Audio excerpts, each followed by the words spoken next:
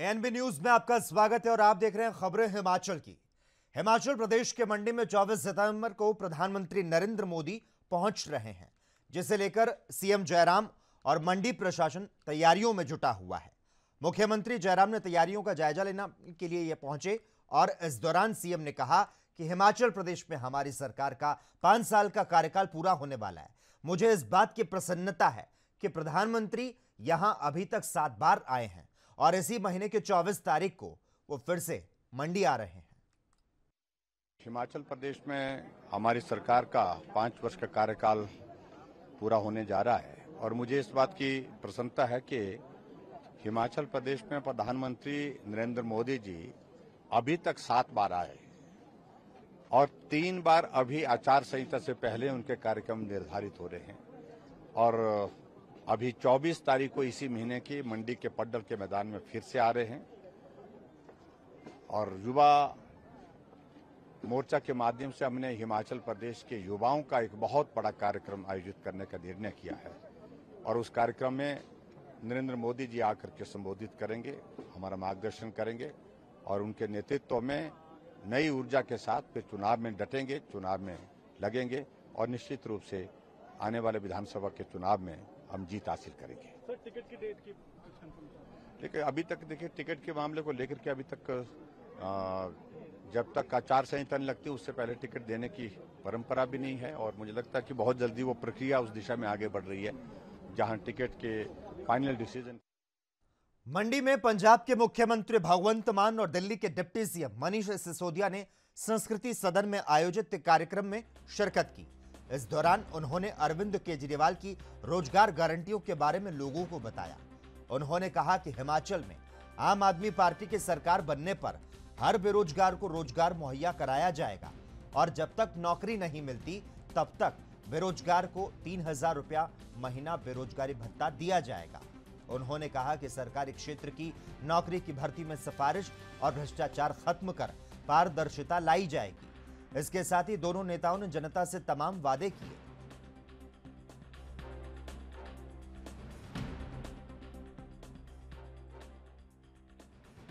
आज अरविंद केजरीवाल जी की तरफ से मैं और पंजाब के माननीय मुख्यमंत्री भगवंत मान जी केजरीवाल जी की गारंटियां रखने आए थे। इसके पहले 5 गारंटियां केजरीवाल जी की तरफ से हिमाचल के बीच रखी जा चुकी थी। शिक्षा के बारे में, स्वास्थ्य के बारे में, फौजियों के बारे में और तमाम विषयों पर आज केजरीवाल जी की तरफ से 6 और गारंटियां यहाँ पे रखी गई हैं। हर एक युवा को रोज़गार की गारंटी और बेरोज़गारों को 3,000 रुपये महीना जब तक उनको सरकार की ओर से रोज़गार नहीं मिलेगा तब तक की गारंटी। दूसरा, व्यापारियों और पर्यटन के लिए ईमानदार और निर्भयता का एक माहौल बनाने की गारंटी, रेड राज से मुक्ति दिलाने की गारंटी और साथ साथ भ्रष्टाचार मुक्त शासन की गारंटी। पंचायतों को 10 लाख रुपए की ग्रांट हर साल देने के साथ साथ हर एक प्रधान को 10,000 रुपये का मानदेय देने की गारंटी और तीर्थ यात्रा की गारंटी हिमाचल के बुजुर्गों के लिए और उसके साथ साथ किसानों और बागवानों के लिए और सेब के पैकिंग वगैरह के लिए घरेलू उत्पादन सुनिश्चित करने के लिए और उनकी सुविधाओं के लिए गारंटी। ये सब गारंटियाँ केजरीवाल जी की गारंटियाँ हैं और सब जानते हैं कि केजरीवाल जी जो कहते हैं वो करके दिखाते हैं। दिल्ली में करके दिखाया, पंजाब में उनके मार्गदर्शन में मान साहब जी के नेतृत्व में वहाँ सरकार चल रही है, वो भी लगातार तेज़ी से काम कर रही है और हिमाचल के भी लोगों से अपील है, एक एक व्यक्ति से, वो चाहे बीजेपी का व्यक्ति है, कि स्कूल तो केजरीवाल जी बनवा सकते हैं, अस्पताल तो केजरीवाल जी कर सकते हैं, रोज़गार तो केजरीवाल जी ही दिलवा सकते हैं।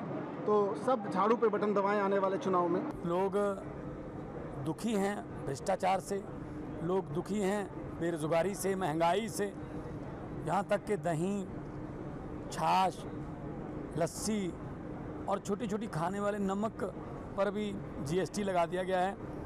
तो अब सिर्फ सांस लेने पर जीएसटी लगाना बाकी है, वो भी शायद कहीं ना कभी लगा देंगे।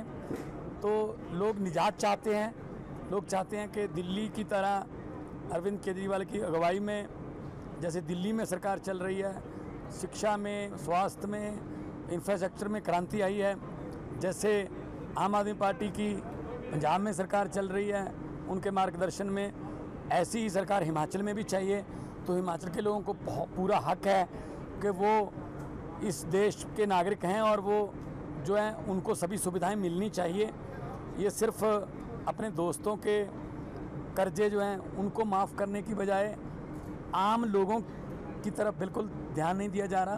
तो जो समस्याएं पंजाब की थी वो समस्याएं हिमाचल की हैं।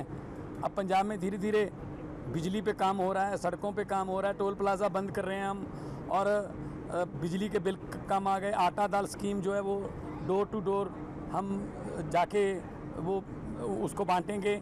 ऐसी बुढ़ापा पेंशन, तो मतलब, और ई गवर्नेंस पर जोर दे रहे हैं हम। बहुत से पोर्टल हमने बनाए हैं। आरसी आपके घर पे बन जाएगी, लाइसेंस आपके घर पे बन जाएगा, लर्निंग लाइसेंस। तो मतलब आज के ज़माने के मुताबिक, इस ज़माने के मुताबिक अपडेटेड सरकार जो है पंजाब की और दिल्ली की चल रही है, ताकि लोगों को सहूलतें मिलें। क्योंकि लोग सरकारें बनाते हैं, लोग सरकारें इसलिए नहीं बनाते कि वो उन। वहीं धर्मशाला में कांग्रेस सेवा दल के प्रदेश अध्यक्ष अनुराग शर्मा ने जागो हिमाचल सद्भावना यात्रा के समापन के मौके पर मीडिया से बात की। इस दौरान उन्होंने कहा कि कांग्रेस के सभी नेता और कार्यकर्ता एक साथ मिलकर पार्टी के अच्छे के लिए काम कर रहे हैं। उन्होंने बताया कि 20 अगस्त को इस जागो हिमाचल सद्भावना यात्रा का शुभारंभ किया गया था। इस यात्रा के दौरान प्रदेश भर के 47 विधानसभा क्षेत्रों में कांग्रेस कार्यकर्ताओं ने 2388 किलोमीटर का सफर तय किया। इस यात्रा का मकसद एक बार फिर से लोगों में सद्भाव पैदा करना है।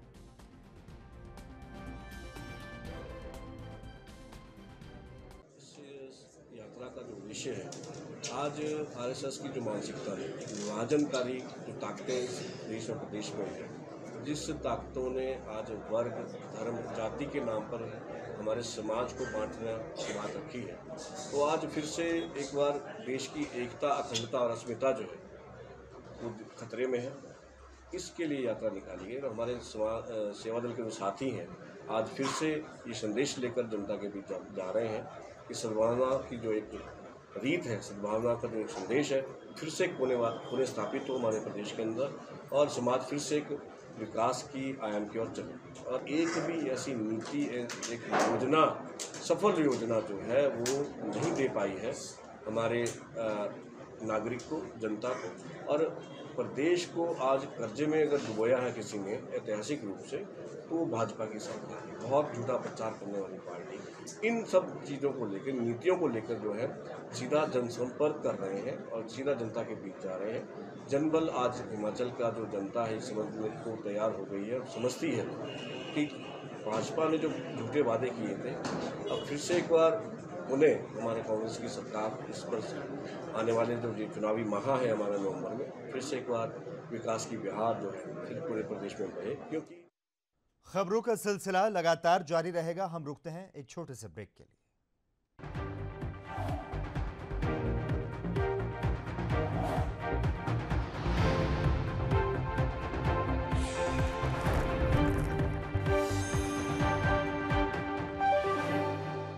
ब्रेक के बाद एक बार फिर से आपका स्वागत है।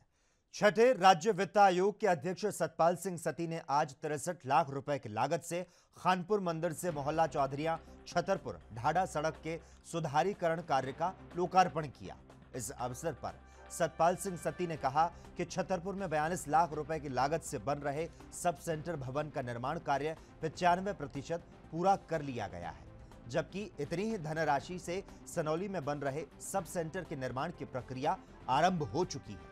इसके साथ ही 65 लाख रुपए से छतरपुर ढाडा सर्कुलर रोड पर पेवमेंट लगाने का कार्य पूर्ण किया जा चुका है।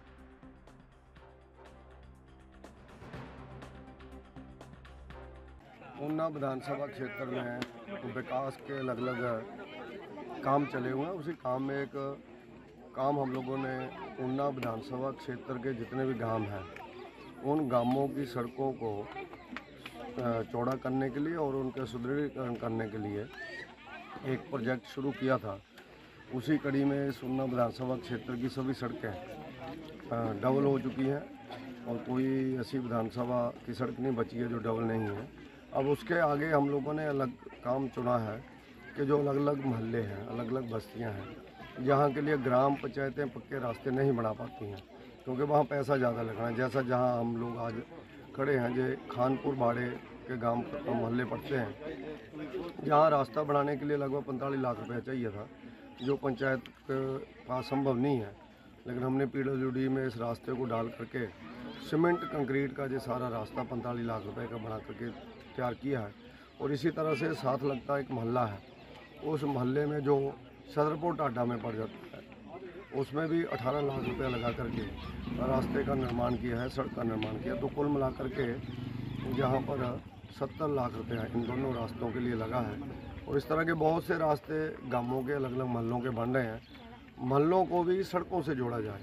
जैसे सेकंड जो हम लोगों ने दूसरा अभियान जो शुरू किया है, सड़कें तो बन गई, सड़कों को डबल कर दिया हमने, डबल भी कर दी, नई भी बना दी। अब मोहल्लों को सड़कों से जोड़ना और अच्छे रास्ते बना करके देना, उस कड़ी में इस मोहल्ले के सब लोगों को मैं बधाई देता हूँ और डिपार्टमेंट का धन्यवाद करता हूँ कि उन्होंने बढ़िया सीमेंट कंक्रीट का रास्ता बना करके दिया है, क्योंकि इस एरिया में काफ़ी कीचड़ रहता था, काफ़ी दिक्कत होती थी। तो इन सब लोगों को बहुत बहुत बधाई। साल के अंत में होने जा रहे हिमाचल प्रदेश विधानसभा चुनाव से पहले सियासी हलचल देखने को मिल रही है। हिमाचल कांग्रेस स्क्रीनिंग कमेटी के सदस्य उमंग सिंघार शुक्रवार को शिमला स्थित हिमाचल कांग्रेस प्रदेश कार्यालय पहुंचे। शिमला पहुंचकर उन्होंने नेताओं के नब्ज टटोलने की कोशिश की। इस दौरान उनसे मुलाकात करने वाले नेताओं और कार्यकर्ताओं की लंबी लाइन लगी रही। नेता सिंघार को विश्वास दिलाने में लगे रहे कि वे अपनी विधानसभा सीट से सबसे प्रबल दावेदार हैं।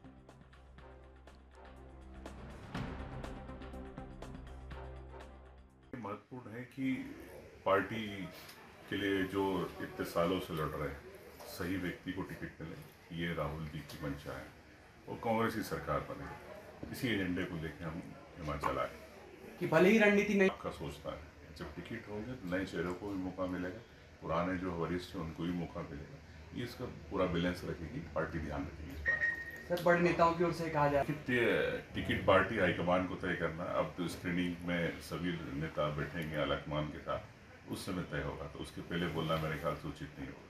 Thank you. जो सर्वे तो आप वही सवाल वापस घुमा के पूछ रहे, मैं आपसे ये कहना चाहता हूँ कि जो पार्टी के कार्यकर्ता, हर कार्यकर्ता को अधिकार है टिकट मांगने का, लेकिन जो मजबूत है उसको पार्टी तय करेगी। सर, जिस तरह से आपसे बात करना जरूरी है, और चूंकि चुनाव है तो सबको लेके चुनाव लड़ेगी पार्टी। उमंग जी, कब तक संभावना है कि पहली सूची जारी हो? कांग्रेस के राष्ट्रीय सचिव RS बाली के नेतृत्व में चामुंडा मंदिर से रोजगार संघर्ष यात्रा के प्रथम चरण का शुभारंभ किया गया। प्रदेश में बेरोजगारी को बड़ा मुद्दा बनाकर निकाली गई इस रैली में बड़ी संख्या में लोगों ने भाग लिया। कांग्रेस के राष्ट्रीय सचिव RS बाली ने पत्रकारों से वार्ता करते हुए बताया कि रोजगार संघर्ष यात्रा निकालने के पीछे का मकसद एक ही है कि प्रदेश में गूंगी बहरी सरकार को जगाया जाए, क्योंकि आज जनता बेरोजगारी और महंगाई से परेशान हो चुकी है, लेकिन सरकार आमजन की बात को सुनने को तैयार नहीं है। जो गारंटियां कांग्रेस पार्टी ने पहले दी थी, एक एक गारंटी को माना। पिछली रोजगार संघर्ष यात्रा में मेरे पिताजी ने कन्वीनर होने के बतौर उन्होंने मैनिफेस्टो के अंदर बेरोजगारी, रोजगार के लिए भत्ता, हर एक बेरोजगार के लिए भत्ता जो मुहैया करवाने का कांग्रेस सरकार ने और श्री GS बाली जी के प्रयत्न ने काम किया है, वैसे ही जिस तरह लाखों लोगों को रोजगार कांग्रेस की पिछली सरकार ने दिया था, वैसे ही अब देगी। और भाजपा की जो सरकार है, जिसने हजारों पद खाली रखे हैं, जो वो खाली पद जो है उनको नहीं वो लोग भर पाए, कहीं ना कहीं मुझे लगता है कि लोग बाहर निकल चुके हैं, सड़कों पे आ चुके हैं और कहीं ना कहीं हो गया। रोजगार का मुद्दा जो है वो पिताजी विकास पुरुष श्री GS बाली जी हर अपनी प्रेस कॉन्फ्रेंस में उठाते रहे और उन्होंने वायदा 1 साल पहले किया था, 1 साल पहले कहा कि एकदम आके रोजगार के लिए लोग तरसते हैं और रोजगार के लिए हमें बाहर निकल।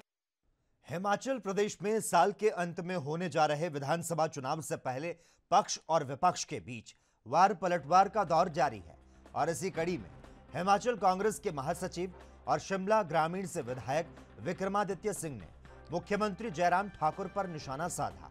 उन्होंने कहा कि चुनावी साल आने पर मुख्यमंत्री जयराम ठाकुर कैबिनेट बैठक कर बिना बजट की घोषणाएं कर रहे हैं। उन्होंने मुख्यमंत्री जयराम ठाकुर पर क्षेत्रवाद फैलाने का भी आरोप लगाया। शिमला ग्रामीण से विधायक विक्रमादित्य सिंह ने कहा कि प्रदेश सरकार आजादी के अमृत महोत्सव के नाम पर आम जनता का पैसा बहा रही है। उन्होंने कहा कि सरकार ने इसके लिए 50 करोड़ का बजट तय किया है और सरकारी संपत्ति का दुरुपयोग कर भारतीय जनता पार्टी का चुनाव प्रचार किया जा रहा है।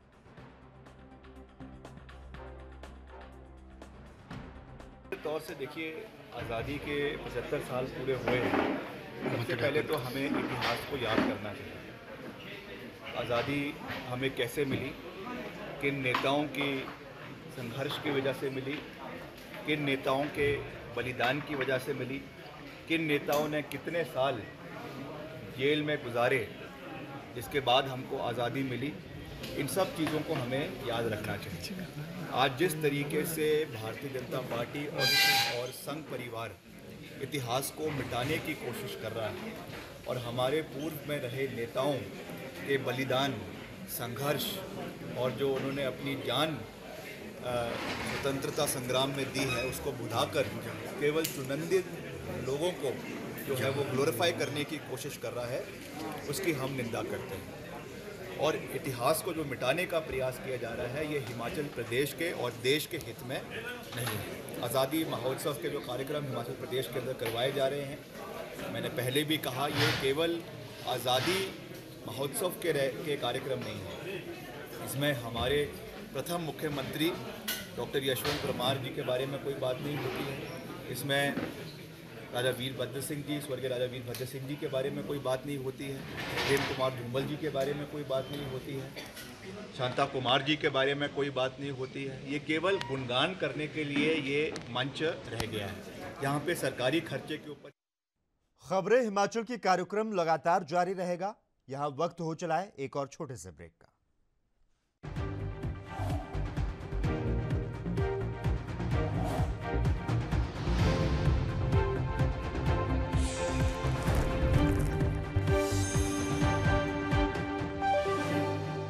ब्रेक के बाद हिमाचल की खबरों में एक बार फिर से आपका स्वागत है। शिमला के शोधी में लैंडस्लाइड के चपेट में जेसीबी और टिप्पर आ गए, जिसका वीडियो सामने आया। दरअसल हिमाचल प्रदेश की राजधानी शिमला समेत जिला शिमला के निचले इलाकों में भारी बारिश से कई सड़कें बंद हो गई है। भूस्खलन होने से सड़क पर खड़ी गाड़ियों को नुकसान पहुंचा है। अपर शिमला में भारी बारिश हुई है, जिससे 20 से ज्यादा सड़कें बंद हो गई। इससे इन इलाकों में सेब की गाड़ियां भी फंस गई। उधर शिमला शहर में कई जगह पर भूस्खलन और पेड़ ढहने से काफी नुकसान पहुंचा है।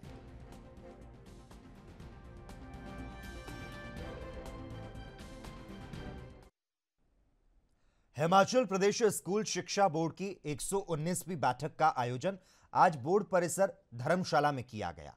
इस बैठक की अध्यक्षता बोर्ड के अध्यक्ष डॉक्टर सुरेश कुमार सोनी ने की। सुरेश कुमार सोनी ने बताया कि बैठक में हिमाचल प्रदेश राज्य मुक्त विद्यालय की अन्य श्रेणियों के भुगतान को ऑनलाइन करने के लिए एक अलग से पेमेंट पोर्टल बनाने समेत कई मुद्दों पर विस्तृत चर्चा की गई।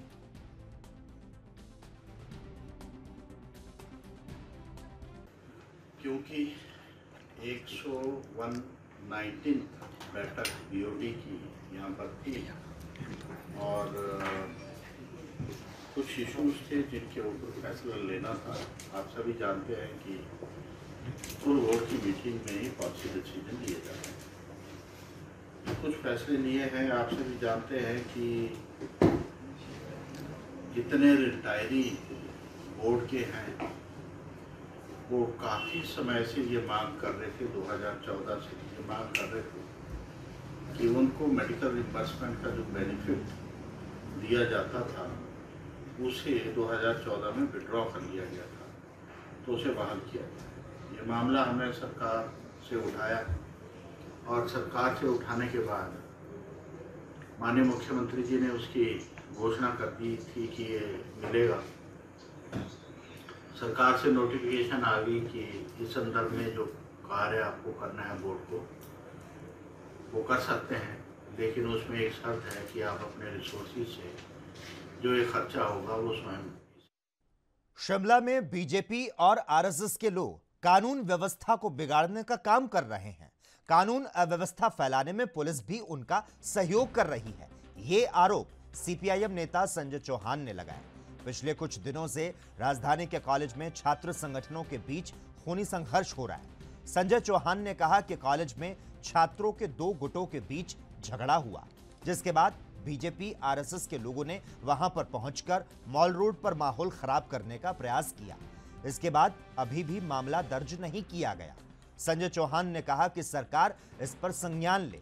अगर आगामी 24 घंटे में कार्रवाई नहीं होती है तो सड़कों पर उतरकर आंदोलन किया जाएगा।